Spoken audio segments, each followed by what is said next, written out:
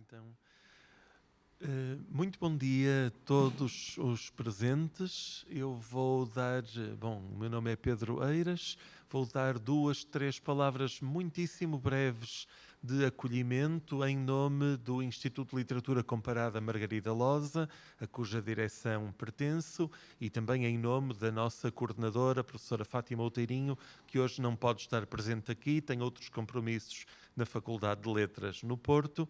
Mas queria simplesmente agradecer muito todo o trabalho, todo o esforço e a criatividade da organização deste evento e, portanto, dirijo-me ao Diogo Marques e à Maria Luís Neiva, que são, sem dúvida, os timoneiros desta celebração em torno de Raul Brandão, destas jornadas Raul Brandão, Paisagem e Memória.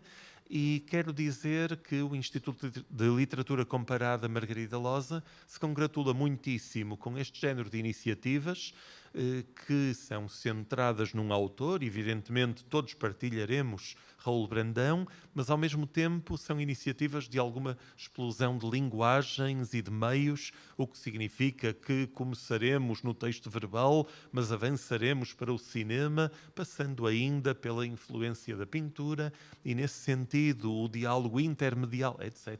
Não estou a ser exaustivo. Este trabalho intermedial e interartístico é algo que, em termos comparatistas, temos trabalhado muitíssimo. Portanto, não me vou estender, dado que há outras pessoas para falarem, de certeza com muito mais substância. Limito-me a agradecer muito todo o esforço e desejar excelentes trabalhos a todos. Obrigado. Muito obrigado, Pedro, a ti por estas palavras iniciais e bem-vindos.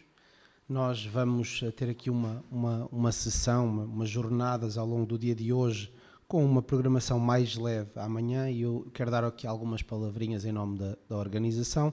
Começar pelos agradecimentos, porque sem estas referências nada disto teria sido possível. E obviamente que começo também por agradecer aqui o apoio do Centro para os Assuntos da Arte e Arquitetura por nos acolherem aqui durante estes 2 dias, mas também durante sensivelmente 2 meses e meio de tempo em que a exposição, a instalação ciberliterária andam, também os mortos que motivou estas jornadas vai estar aqui patente até final do ano. Agradecer também à Sociedade de Martins Charmentes, que hoje estará aqui representada durante a tarde. Vão falar um bocadinho sobre o espólio de Brandão e o trabalho que têm feito em torno desse mesmo espólio literário. E agradecer também ao CITSEM, que esteve envolvido na produção de um documentário, uma das suas investigadoras, um documentário que será projetado amanhã.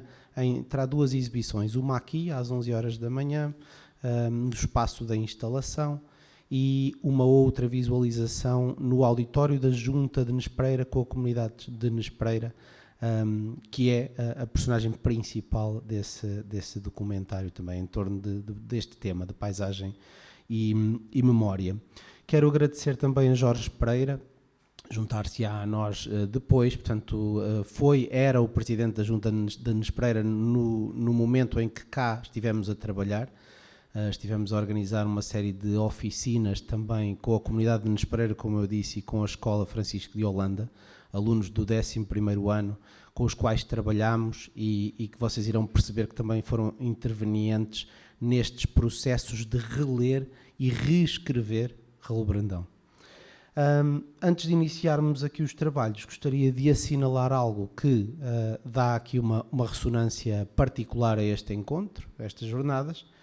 Hoje é dia 5 de dezembro, é a data de falecimento de Raul Brandão, em 1930, e reunirmos-nos neste dia para pensar a sua obra, as paisagens, as suas memórias, não é aqui um acaso da programação, é uma forma de reinscrever Brandão no presente, no próprio dia em que este passou também a fazer parte do domínio das memórias, não é? Com tudo o que isso implica.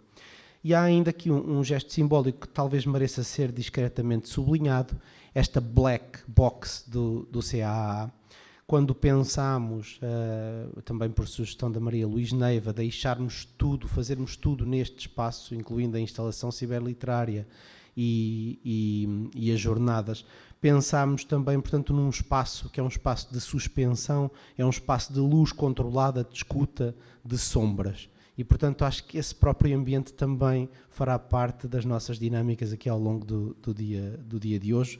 E é um espaço que obriga aqui a entrar devagar, a desacelerar, a olhar de novo, etc. Não me quero alongar muito mais. É um dia de trabalho. Sabíamos desde o início que isto implicaria menos público presencial. É um dia de trabalho para toda a gente. Chove lá fora. Cá dentro não, felizmente, mas daí também a ideia de filmarmos e mantermos isto depois para a posteridade, para que outros investigadores possam trabalhar a partir do que aqui hoje vamos apresentar e das várias intervenções que irão sendo feitas ao longo da manhã e ao longo da tarde. Há intervenientes que não podem estar de manhã porque dão aulas, vão reunir-se connosco por volta da hora do almoço. O que é que posso dizer-vos mais?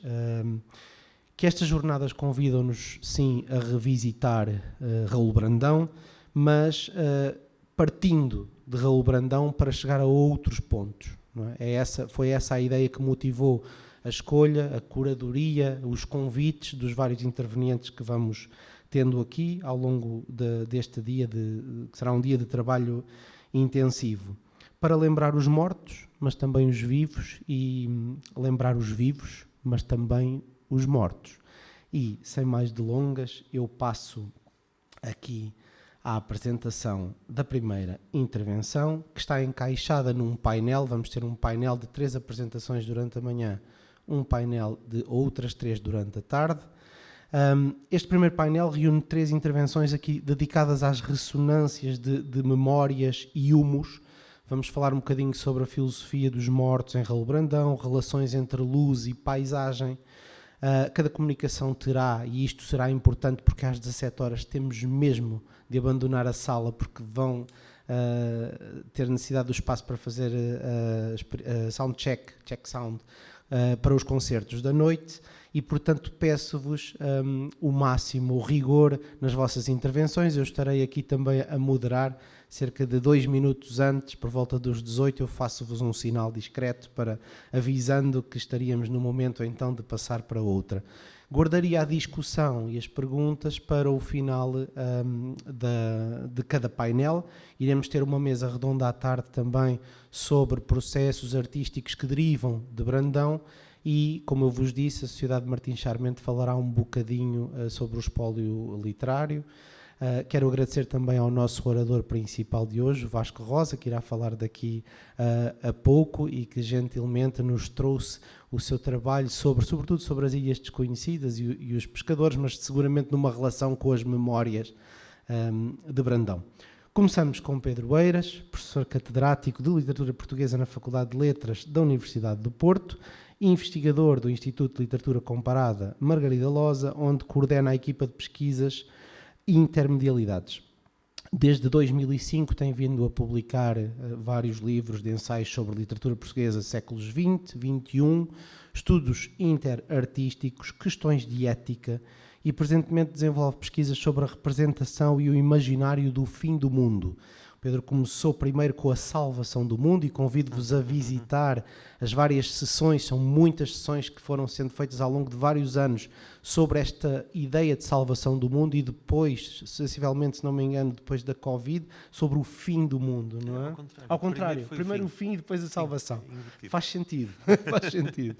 E estão disponíveis no canal YouTube do Instituto, portanto podem também recuperar esses momentos e que o Pedro tem vindo a coordenar desde há vários anos, quase ininterruptamente, e que chegou a um final de ciclo recentemente, não é, Pedro? Portanto, ficamos à espera de uma terceira que agora virá a seguir à salvação.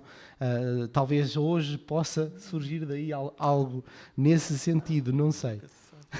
O título da intervenção do Pedro, das memórias a humus, a escuta dos mortos em Raul Brandão. Obrigado, Pedro. Muito bem. Muito obrigado, Diogo. Então agora mudo de personalidade e de função e agradeço agora, já a título pessoal, este convite e desafio para poder estar aqui. E quero começar por... Bom, e agradeço, Diogo, a ti e a Maria Luís Neiva, evidentemente. Quero começar por 2 reparos absolutamente técnicos. O primeiríssimo é que eu juro que não roubei o título ao Duarte Drummond Braga, embora uma coincidência muito curiosa, os surrealistas diriam acaso objetivo, pois bem, deve ser realmente um alinhamento astral, algures. Os nossos títulos são bastante semelhantes. Pois, bem, é um pouco inevitável, não é? Quando falamos de Raul Brandão, os mortos acabam por aparecer. Segundo comentário absolutamente técnico, não trago um texto escrito, eu bem queria fazer, em rigor, o impossível neste último mês e meio de trabalho um bocadinho insano. Foi totalmente inviável escrever por mais que eu tentasse. Portanto, falarei um tanto de improviso e depois logo se vê.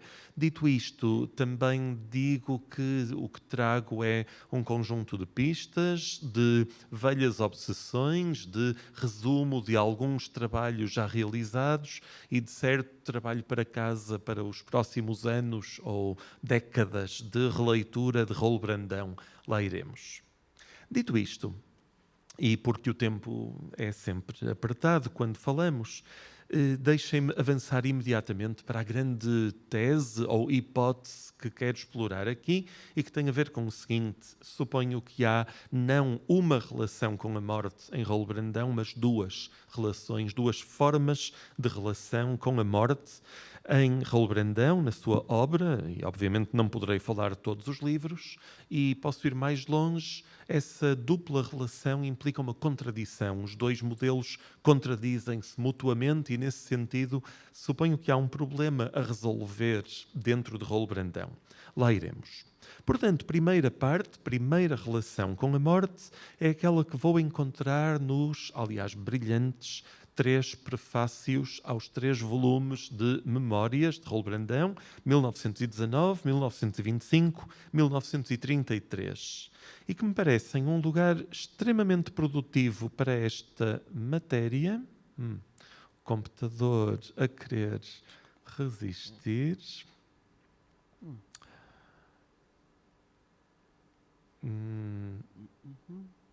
Estas coisas acontecem muito nos colóquios. Muito obrigado, está ótimo. Agora sim. Permito-me então abrir os livros e ir diretamente a uma citação. Primeira, Memórias, 1919, prefácio. Até as figuras dos mortos cada vez se afastam mais de mim. Só os mortos não voltam, dava tudo no mundo para os tornar a ver, e não há lágrimas no mundo que os façam ressuscitar. Como em ti, há em mim várias camadas de mortos. Às vezes convoco-os, outras são eles, com a voz tão sumida que mal a distingo, que desatam a falar.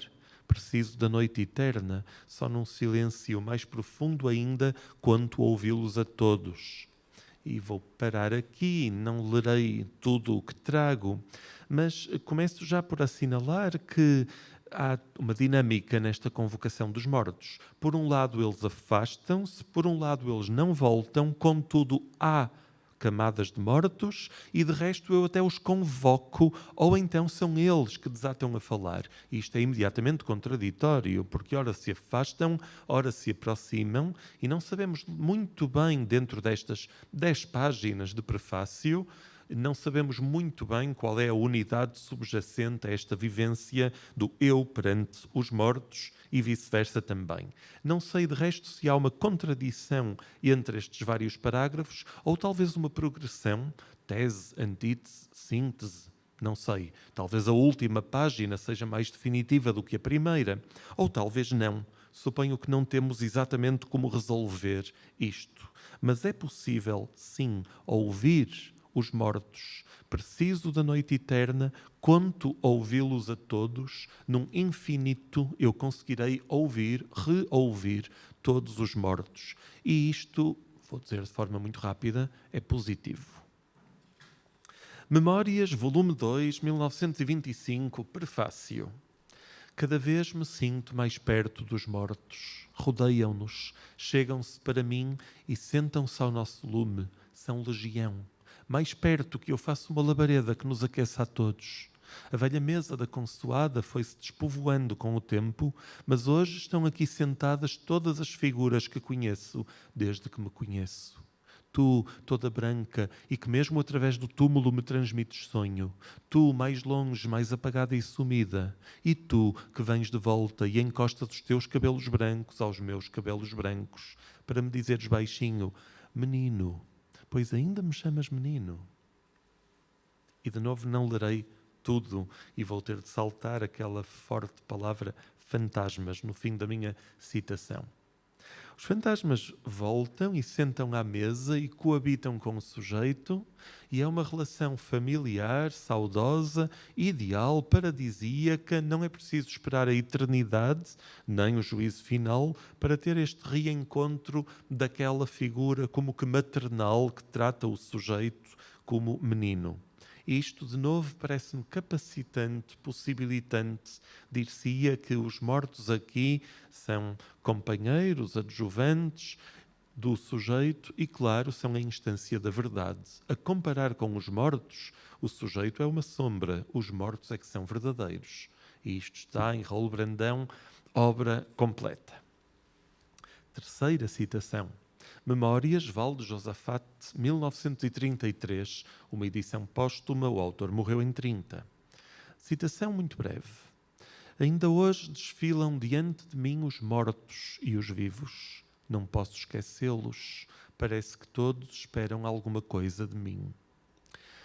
Terceira convocação dos mortos, sem sair das memórias. O sujeito afirma que não os esquece e eles também não esquecem o sujeito. De resto, os mortos que já não podem agir esperam algo do sujeito que ainda pode agir, o que significa uma passagem de testemunho, uma confiança naquele que está presente e, se calhar, talvez aquilo que Walter Benjamin, 7 anos depois, escreverá nesse texto final notável, que é sobre o conceito da história e que eu tenho de citar também. O passado traz consigo um índex secreto que o remete para a redenção. Não passa por nós um sopro daquele ar que envolveu os que vieram antes de nós? Não é a voz a que damos ouvidos, um eco de outras já silenciadas? Existe um acordo secreto entre as gerações passadas e a nossa. Foi-nos dada uma ténue força messiânica a que o passado tem direito. E é bastante extraordinário pensar o texto de Brandão em 33, o de Benjamin em 40, porque eles se tocam muitíssimo. Os mortos esperam algo dos vivos nos dois autores. E isto funciona como um TPC para mim, escrever toda uma outra comunicação inteira só sobre estas duas passagens destes dois autores e tentar compreender como Raul Brandão, que não é um marxista, coincide de tal maneira com Walter Benjamin, evidentemente um marxista, porém muito heterodoxo e de resto de um marxismo messiânico, o que é imediatamente problemático. Não vou resolver nada disto, tudo isto terá de voltar um dia numa outra comunicação. Mas o tempo corre e ainda só falei da primeira relação com os mortos. Está na altura, então, de saltar para a segunda, fechando as memórias e abrindo humos. E as coisas complicam-se, sem dúvida. Cito agora Humos, na sua terceira versão de 1926, a primeira é de 1917, mas quero este texto final, digamos, definitivo. Algures leio. Já não há esforços que contenham o mundo subterrâneo que se pôs a caminho. Aos mortos cheira-lhes a vida, a saque, a infâmia, a poeira remexe. Por mais que queiram conter a vida dentro de certos limites, ela extravasa e vem à supuração. Saem dos antros entontecidos e respiram, olham o céu e respiram, saem dos buracos e põem-se a rir, ou falam só, emergem da noite e vão deixando cair os farrapos, respiram com sofreguidão, os gadanhos afiam-se-lhes e o mesmo desejo os domina, a vida, a vida, a vida. E suponho que é preciso ler de outra maneira. Não é possível a melancolia daquele diálogo com a morta que fala com o seu menino. Não, aqui temos de entrar em pesadelo, se quiserem. Os mortos ressuscitam em humus, graças ou por causa de uma experiência alquímica do misterioso Gabiru. O Gabiru quer ressuscitar a mulher que morreu, mas estraga a máquina do mundo, ressuscitando afinal todos os mortos, e a ressurreição é furiosa. O que é bastante espantoso, porque é que os mortos têm de ressuscitar furiosamente, reivindicando esta fúria? Ou se calhar eu não deveria falar sequer dos mortos, mas dos vivos. Talvez tenha de reformular a pergunta: porque é que os vivos deliram uma ressurreição furiosa dos mortos? É outra pergunta. Mas volto a Humus. Cito, fim do livro, último capítulo, na terceira versão. E no fundo, sob este subterrâneo, há outro subterrâneo. Ouço passos e vozes de mais outros ainda que sobem para a superfície. Todos os mortos se misturam aos vivos, arrombaram de vez os sepulcros. Tu que não viveste, queres agora por força viver. Tu que não mataste, queres agora por força matar. Há séculos que carregamos nas tampas os sepulcros para os não deixarmos sair. Ouves o grito? Ouve-lo mais alto, sempre mais alto e cada vez mais fundo? É preciso matar segunda vez os mortos. Fim do livro. Última frase do livro, aquela depois da qual não há palinódia possível, não há correção, nem acrescento, nem explicação, nem arrependimento. O livro termina com esta sugestão, projeto de matar segunda vez os mortos, outra vez. A pergunta impõe-se agora: porquê? Porquê matar segunda vez os mortos? Memórias não nos deu qualquer pista a este nível, pelo contrário, é preciso acolher os mortos, não matá-los. O Humus afirma claramente, enfim, o sujeito anónimo, misterioso de Humus afirma que é preciso matar segunda vez os mortos. Se calhar, tal como há pouco me desviei por Benjamin, agora precisava de me desviar pelas tradições religiosas populares portuguesas, para lembrar que, na religiosidade popular, o morto não deve regressar. Precisamente, o morto não deve voltar, assombrar, ressuscitar, viver segunda vez. Pelo contrário. E agora sigo Moisés Espírito Santo em A Religião Popular Portuguesa, que escreve: é o repouso eterno que se deseja a todos os mortos. Convida-se a alma a morrer com o corpo, a fazer-se esquecer. As que não foram apaziguadas ou que recusam a instalar-se nesse local de repouso são almas rebeldes que são repelidas, tornam-se espíritos. Alguns deles ainda são corrigíveis, espíritos benignos. Mas aqueles que foram muito maus em vida são irrecuperáveis e não há qualquer possibilidade de os acalmar. Nem Deus os quer no céu, nem o diabo no inferno. Frase sábia, de repente.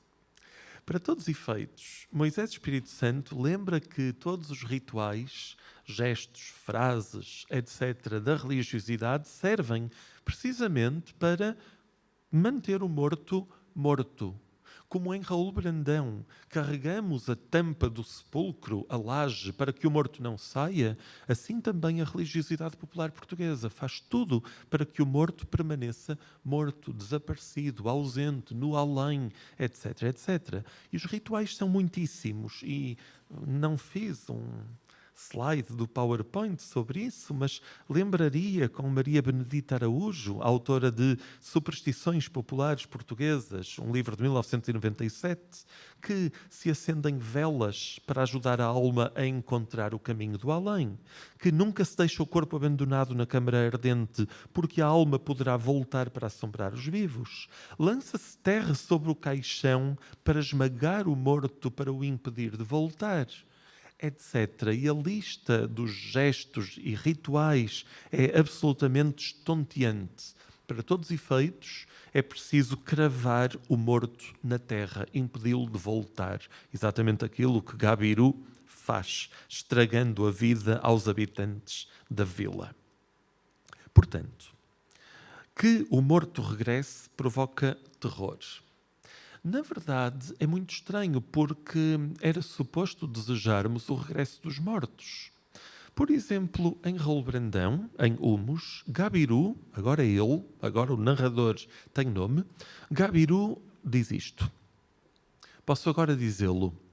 Apesar de lhe ter um amor extraordinário, desejei a sua morte. Se ela morresse... E parecia que o meu horrível pensamento a gastava dia a dia. Gabiru perdeu a sua mulher, deixou-a morrer de solidão, de tristeza. Tinha-lhe um amor extraordinário e, contudo, desejou a sua morte e dava por si a enunciar, em silêncio, esta frase terrível: "Ah, se ela morresse!" E de algum modo receia que este pensamento horrível a matasse, a gastasse dia a dia. Portanto, ela acaba por morrer e talvez a culpa seja dele, Gabiru. Foi Gabiru que quis que ela morresse e depois, pensamento mágico, ela morre, portanto é Gabiru que a mata. Gabiru é um assassino. Não, ele não pegou em nenhuma arma, ele não esfaqueou ninguém, ele não disparou. Contudo, ele desejou a morte e, como tal, ele é inconscientemente responsável por esta morte. Aliás, isto é o beabá da psicanálise, evidentemente.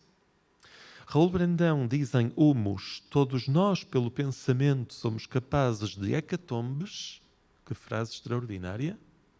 E Freud escreve em Reflexões em Tempos de Guerra e de Morte, 1915, um ano sintomático, escreve: nos nossos impulsos inconscientes eliminamos, ora a hora, tudo aquilo que nos tenha ofendido ou lesado. O nosso inconsciente mata por qualquer pretexto, mesmo o mais insignificante. E se há pouco Brandão ecoava Benjamin, enfim, tem de ser ao contrário, passa o anacronismo, aqui também Raul Brandão ecoa Freud, ou Freud está a anunciar Humus, ou, enfim, não sei exatamente como dizer uma frase tão bizarra, mas a coincidência é espantosa. Os dois autores estão a dizer exatamente o mesmo. Matamos por ninharias, por qualquer pretexto insignificante. Através do pensamento matamos, não um, não dois, não três, mas é uma verdadeira hecatombe. Somos capazes de um genocídio inconsciente. Eliminamos tudo e todos. Gabiru eliminou literalmente a mulher que amava. Não seria bom então ela regressar? Se ele a matou, não seria extraordinário haver uma ressurreição dessa mulher? E aqui só não é de trabalho para casa, para mim, porque eu já escrevi sobre isto um bom par de vezes. Já explorei esta pista. Suponho que não. Suponho que, em rigor, Gabiru tem medo da fantasma, da mulher fantasma, porque se ele a matou, ela pode querer vingar-se.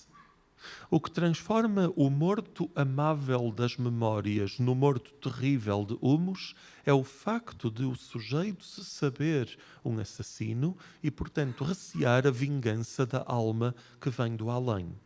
Isto significa que Humus encena um terror freudiano, psicanalítico, inconsciente, muito fundo, a saber, temos medo dos mortos porque fomos nós que os matamos.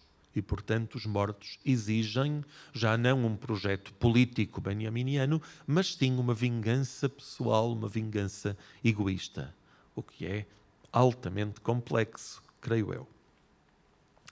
Suponho que o meu tempo está prestes a acabar, acho que... Obrigado. Não abusarei, de resto acho que tenho cerca de 1 minuto, mais coisa, menos coisa. Tenho realmente de tentar fechar este novelo com muitas pontas soltas. Inevitavelmente, meti-me aqui num ninho de problemas. Bom, talvez possa terminar voltando ao início, por assim dizer. Quer dizer, há então 2 relações com a morte, como vimos. Gostava de tentar conjugá-las, tentar pensá-las num único bloco, de algum modo. E se calhar a tarefa ética, /religiosa, /política também, etc., /psicanalítica, que Raul Brandão nos deixa, talvez seja esta. É preciso transformar a segunda relação com os mortos, a saber, querer matá-los, na primeira relação com os mortos, a saber, amá-los. Quer dizer, a obra de Raul Brandão talvez esteja a hesitar entre estes dois caminhos e uma forma de solucionar o problema seja partir de um caminho para chegar ao outro. Transformar o problema de Gabiru e companhia, todos os habitantes da vila, todo o conflito inconsciente de Gabiru, transformá-lo num acolhimento dos mortos. Quer dizer, sentá-los à mesa. Quer dizer, dialogar outra vez com eles, etc. A própria escrita de Raul Brandão, e termino com este apontamento, de algum modo metatextual, se dirige aos mortos. Memórias, volume 1, dedicatória. 2 palavras na página. Aos mortos. Muito simples. Escrever para os mortos. Escrever não para pisar a laje, mas para chamar os mortos e acolhê-los em casa. Talvez a escrita possa ser para os mortos, ou, como diz Jean Genet, a obra de arte não se destina às gerações nascentes. Ela oferece-se ao inumerável povo dos mortos. E também aqui, suponho que podíamos sentar à mesa Jean Genet e Raul Brandão. Não é muito evidente, mas de repente pode funcionar, sim. Em ambos os casos, trata-se de escrever para o passado. Trata-se de acolher os que já não estão e voltam a estar. Muito obrigado.